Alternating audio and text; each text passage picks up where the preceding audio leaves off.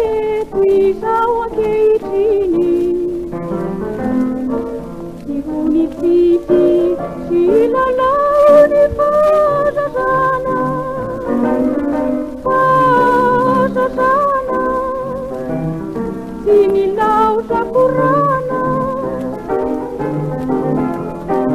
Efa misy izay sotisoty fa tena feno agoty. Velony ray zany andro fahiny, fa miverina eto izao ankehitriny. Tsy vonifity sy lalao ny fahazazana, fahazazana sy milao sakorana. Efa nisy izay sotisoty fa tena feno angoty.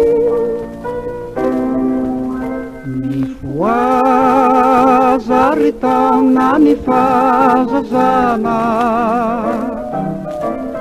mbai miela tasoa ny fanantenana.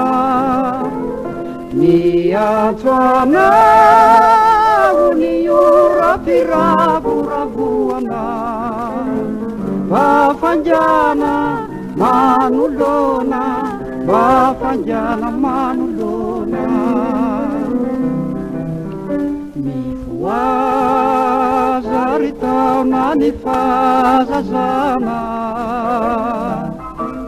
mbai miela tasoa ny fanantenana. Miantso anao ny ora firavoravuana, vafanjana manolona, vafanjana manolona.